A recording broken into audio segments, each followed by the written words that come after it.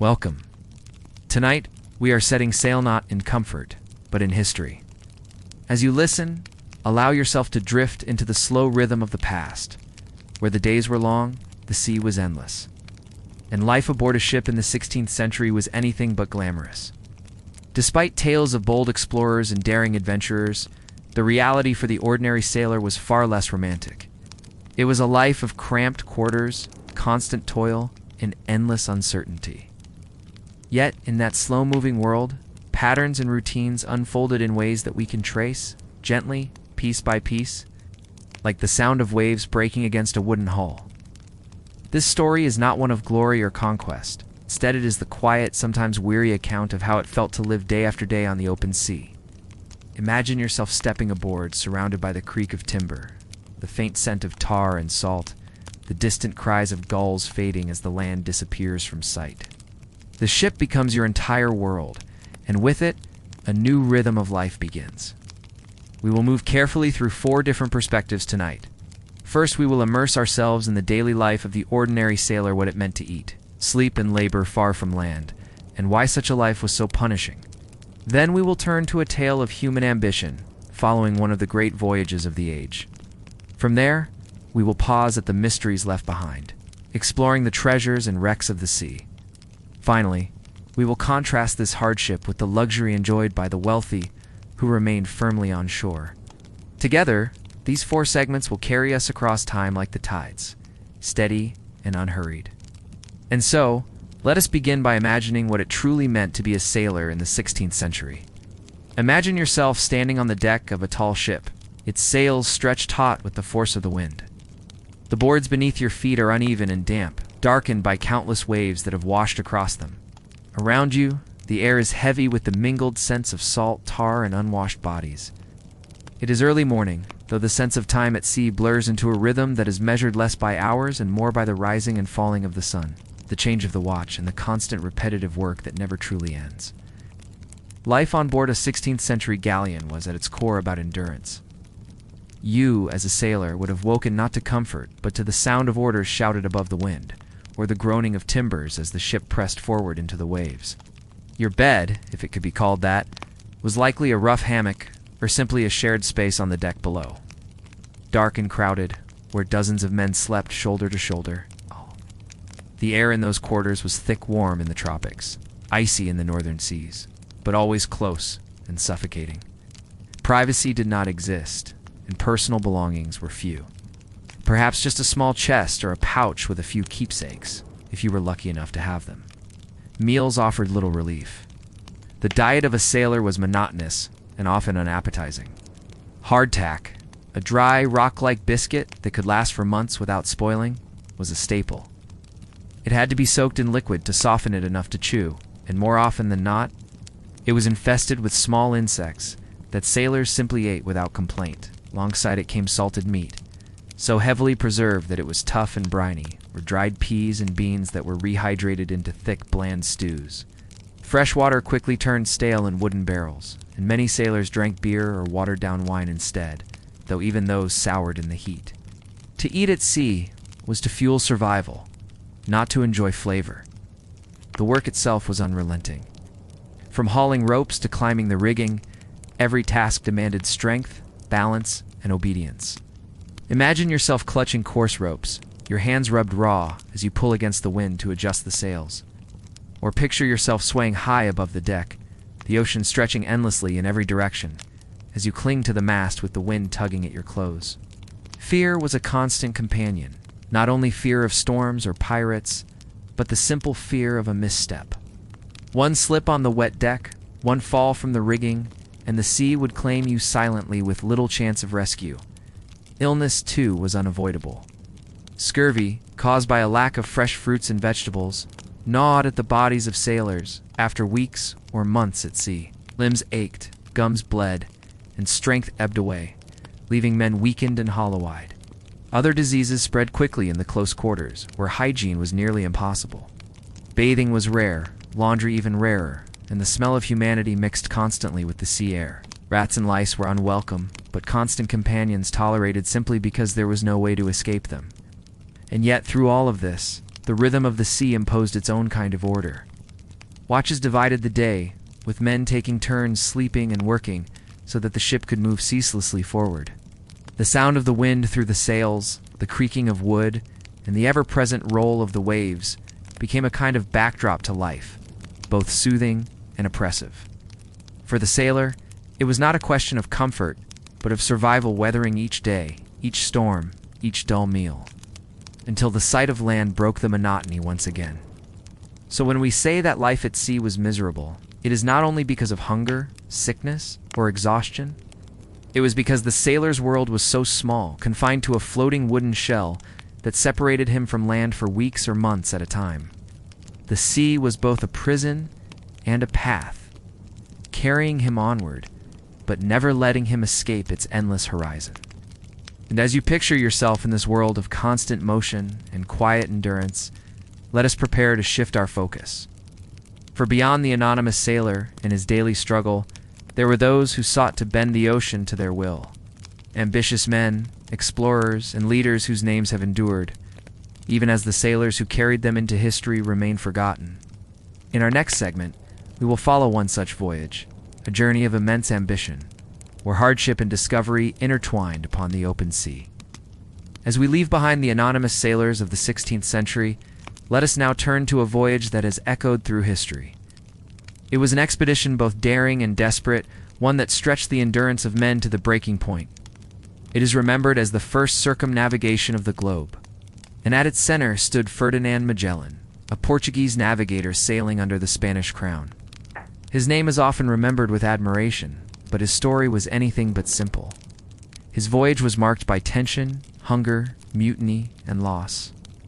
Magellan's fleet departed from Spain in 1519 with 5 ships and around 270 men. Their mission was to find a western route to the Spice Islands, the coveted lands of nutmeg and cloves in the East Indies. The spices were valuable beyond measure, not only for flavoring, but also for preservation and medicine. Imagine the excitement of departure, the sails unfurling, the sound of bells and prayers, the promise of riches and discovery. Yet behind the excitement was fear. Few had traveled so far. Many of the men knew they might never return. The voyage quickly became a test of endurance. Storms battered the ships, supplies dwindled, and tempers frayed. Sailors endured the same hardships described before: stale food, foul water, cramped quarters. But now those struggles were stretched across unfamiliar oceans, far beyond the known maps of the time. Mutiny soon followed. At Port St. Julian in modern-day Argentina, several captains rebelled against Magellan's strict command. Conflict was bloody, though details were often softened or hidden in reports. Men were executed or left behind. Authority had to be reasserted if the voyage was to continue. Imagine yourself in that tense atmosphere, knowing that loyalty or disobedience might mean life or death. The men looked to Magellan, not with admiration, but often with fear and resentment. Yet they followed, because to disobey was more dangerous than to endure. The greatest challenge lay ahead, the passage through the southern tip of the Americas, later named the Strait of Magellan. The waters were treacherous, with swirling currents and unpredictable winds. For weeks, the ships struggled to find a way through. Some turned back. One vessel deserted entirely, returning to Spain in disgrace. But eventually the remaining ships emerged into the vast Pacific Ocean. To the sailors, it seemed calm compared to the storms behind them, and so Magellan named it Pacific, peaceful. The irony was bitter. For months, the fleet crossed this immense ocean, with no land in sight, no fresh supplies, and no escape from the monotony. Men wasted away from hunger and scurvy. Some records say they chewed on leather straps to stave off starvation. Imagine the endless horizon days blurring into nights, the same blue stretching outward in all directions. The Pacific was vast beyond anything Europeans had imagined. The sailors had entered a world with no boundaries, where the sea swallowed their sense of scale. At last, land appeared, in the islands we now know as the Philippines. Relief was immense, but fate was not kind. There, Magellan himself was killed in a conflict with local warriors, did not live to see the completion of his own vision. Only one ship, the Victoria, finally returned to Spain in 1522. Of the 5 ships and hundreds of men who had begun the voyage, only 18 made it home. They had circled the globe, proving for the first time that the earth could indeed be sailed around. But for most, the cost was too high. Lives were lost, fortunes squandered, and families left behind in grief. The glory of circumnavigation, like so much of history, was built upon the hardship of ordinary men whose names were forgotten. So when we remember Magellan's voyage, it is worth pausing to hear the creak of the ships, the hunger of the sailors, the fear of the unknown. The story is not only of discovery, but of human endurance stretched to its limit. And as the tale of Magellan closes, our attention can turn to what remains hidden beneath the waves. For the ocean not only carried ships, but also claimed them. In our next segment, we will explore the mysteries of sunken fleets and treasures lost, preserved beneath the sea for centuries. The sea has always given, and the sea has always taken away. For every voyage that reached its destination, there were others that ended abruptly, swallowed by storms or lost to the deep. In the 16th century, as Spain's empire grew rich from its colonies, vast fleets carried treasure across the Atlantic. Gold, silver, and spices flowed toward Europe, filling the coffers of kings. But the ocean was never a safe path. Storms struck without warning, ships grew heavy with cargo, and the seafloor became littered with wrecks. These treasure fleets became not only symbols of wealth, but also sources of mystery, promises of riches that still rest beneath the waves. Imagine a convoy of galleons setting out from the Caribbean, their holds packed with silver mined in the Americas. The sun glints off polished cannons, the sails stretch white against the sky. To those watching from the shore, it would have been a magnificent sight, yet each man aboard knew the dangers ahead. The Atlantic was unforgiving. Hurricanes formed suddenly, with winds that could snap masts and roll ships onto their sides. Wooden hulls splintered, cargo spilled, and the sea claimed everything. Survivors clung to wreckage, watching helplessly as the ocean carried away the fortune they had risked their lives to protect. Many of these wrecks lay hidden for centuries, their exact locations lost to time. The ocean preserved them in silence, covering them with sand, coral, and the steady rhythm of the tides. Divers in modern times have rediscovered some unearthing coins, jewelry, and artifacts that once belonged to those who sailed across. One famous example is the wreck of the Spanish galleon Nuestra Señora de Atocha, which sank in 1622 off the coast of Florida. Though later than the 16th century, it illustrates the scale of loss. The ship carried immense wealth, silver, gold, emeralds, yet it was destroyed by a hurricane, scattering treasure across the sea floor. For hundreds of years it lay hidden, a secret beneath the waves. Imagine the scene as the storm struck. Its darkness swallowing the horizon, waves rising higher than the deck, wind tearing through the rigging. Men shouted. Oars' ropes strained, would groaned under pressure. And then, in a single moment, the sea closed over it all, leaving nothing but fragments drifting in the foam. Even in quieter waters, wrecks occurred. Ships ran aground on reefs or became disoriented without landmarks, drifting off course until they struck hidden dangers. Navigation was far from exact, and a small error could prove fatal. The sailors knew this, yet they could do little but trust in their instruments, their charts, and their luck. For historians and archaeologists, each shipwreck tells a story, not only of treasure, but of daily life, ceramics used for meals, clothing packed for long voyages, weapons meant for defense. These items, preserved beneath layers of sand, remind us that behind the riches were men who worked, ate, and hoped, just as any sailor did. And so the mystery of the Spanish treasure fleets continues. Some wrecks have been found yielding their secrets, but countless others remain hidden. The sea keeps its silence, holding the past close, revealing only fragments at a time. As we leave these sunken fleets behind, let us return to the surface. There is one final contrast worth exploring: the lives of those who never set foot on a galleon, yet who enjoyed the wealth it brought ashore. While sailors struggled with hunger and fear, the elite dined in splendor. Our last segment will step into their world and consider how differently the tides of fortune could turn. While sailors endured the endless roll of the sea, another world unfolded on land. In the halls of the Spanish court, life was marked not by hardship, but by ceremony, display, and abundance. The riches drawn from across the oceans flowed here into palaces where kings and nobles dined in splendor. Imagine stepping into a great hall lit by candles, the air perfumed with incense, and the faint sweetness of spiced wine. The walls are hung with tapestries, heavy with color and texture, while music drifts gently from lutes and viols. This was a world far removed from the cramped quarters of a galleon. Banquets were both meals and performances. They displayed the wealth of Spain, the generosity of its rulers, and the refinement of its culture. Tables were laid with silver goblets, polished platters, and dishes that reflected not only local produce, but the far reaches of empire. From the New World came chocolate, still a rarity, often mixed with spices and sugar to create a rich drink. From Asia arrived pepper and cinnamon, transforming simple meats into delicacies. Even the bread was finely milled, soft and white, in contrast to the coarse biscuits of sailors at sea.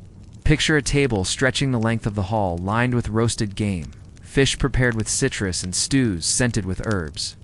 Servants moved quietly among the guests, pouring wine, presenting platters, and clearing dishes. Conversation rose and fell in measured tones, while musicians played softly in the background.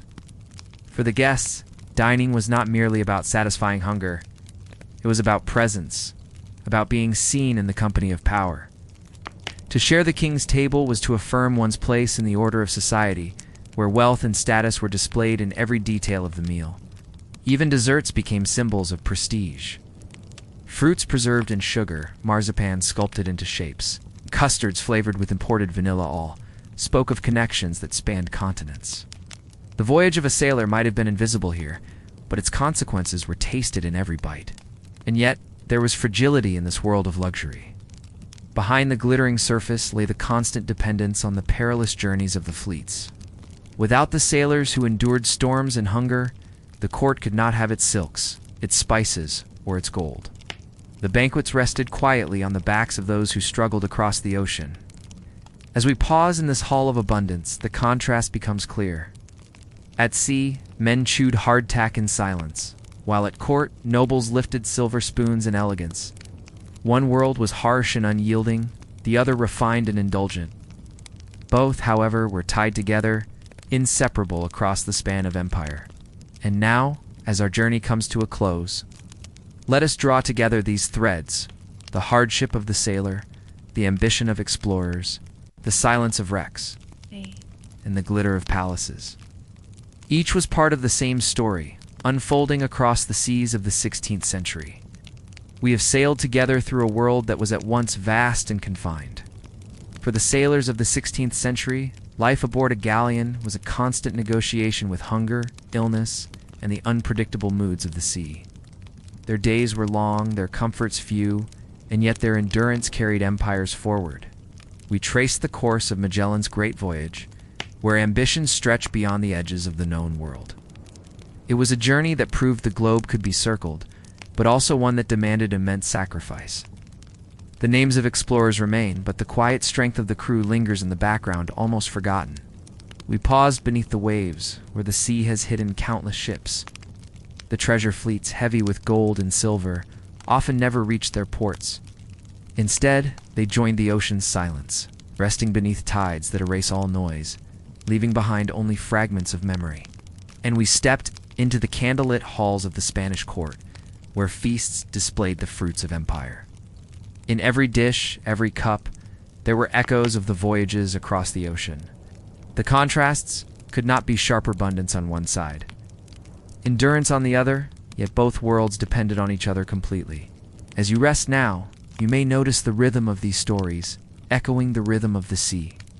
A steady flow, moving forward, never hurried, never still. The lives of those sailors were bound to the horizon, to a world that was always in motion.